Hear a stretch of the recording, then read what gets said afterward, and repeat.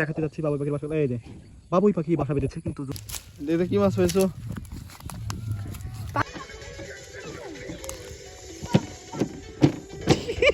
আসসালামু আলাইকুম গাইস, আজকে যাচ্ছি আমরা বিলে, কারণ আমাদের বিলে ও জাল পেতেছিল বা সেই জাল থেকে মাছ আনতে যাচ্ছে।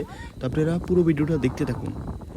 দেখতে পাচ্ছেন যে আল্লাহর রহমতে আমাদের গ্রামটা কত সুন্দর এবং এই গ্রামের ভিউটা কত সুন্দর, শুধু দেখতে রাখুন যে গ্রামের ভিউটা কত সুন্দর। আমাদের গ্রামের আঁকাপাকা মেঠো পথের দৃশ্য সত্যি মনকে জয় করে নেয়। আর এই বাতাস দেখতে পাচ্ছেন যে, দেখতে না তো শুনতে পাচ্ছেন কত সুন্দর বাতাস বইছে। আর এটাকে চায়না জাল বলে। এর মধ্যে সবসময় বড় বড় তাজা মাছ পড়ে এবং এটায় বেশি সাপ পড়ে। আমাদের গ্রামে রংধনু, এই যে রংধনু উঠেছে।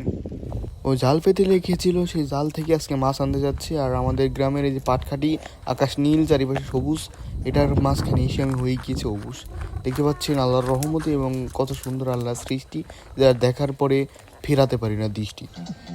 পিকনিকে আছে দুজন, হ্যাঁ পিকনিকে আছে। হ্যাঁ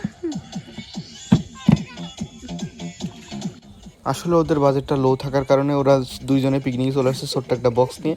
ছোটোবেলার স্মৃতি দৃশ্য সব মনে পড়ে যায়। আপনারা যারা যারা পিকনিকে গিয়েছিলেন আমাকে অবশ্যই জানাবেন।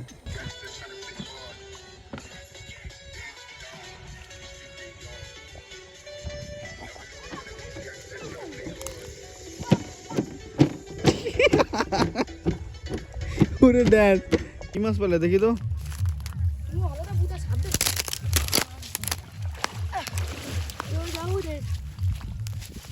দেখে কি মাছ পেয়েছো?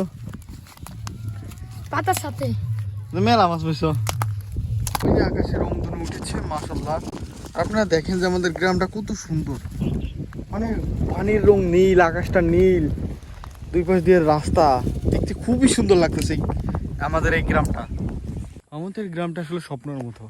অনেক স্বপ্ন আছে না, যে মাঝখান দিয়ে মেঠো পথ, দুই পাশে থাকবে খোলা আকাশ, আকাশে সুন্দর একটা মানে খোলা মাঠ। আর এই যে তাল গাছ, এই তাল গাছে রয়েছে বাবুই পাখির বাসা। জুম করে আমি একটু দেখাতে যাচ্ছি বাবুই পাখির বাসা। এই যে বাবুই পাখি বাসা বেঁধেছে, কিন্তু জুম আউট করলে অন্ধকার।